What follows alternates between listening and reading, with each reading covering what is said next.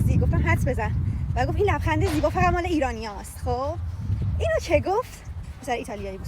اون سوخت قبلت ایرانی بوده؟ گفت آره. گفتم ببین من میدونستم. بعد گفتم آره مثل اینکه تجربه خوبی با دختر ایرانی داشتی. و گفت آره اتفاقا یه بجز حالا اون دوست دخترم که ایرانی بوده چند تا دیت ایرانی هم داشتم. خب بعد من اینجوری بودم که ببین یه پسر اروپایی ایتالیایی نه تنها یه دوست دختر ایرانی داشته بلکه چند تا دختر ایرانی دیگه باهاش دیت کردن و این از طرف چند تا دختر ایرانی با هم دیگه ریجکت شده. این پسر قطعا یه چیزیش هست.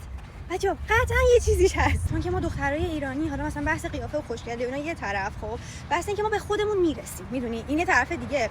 و یه بحث دیگه که مثلا چرا از ما خوششون میاد اینه که ما مدل تربیتمون فرق داره با اروپایی. یعنی هر کاری که ما بکنیم باز هم نمیتونیم مثل دختر اروپایی رفتار کنیم.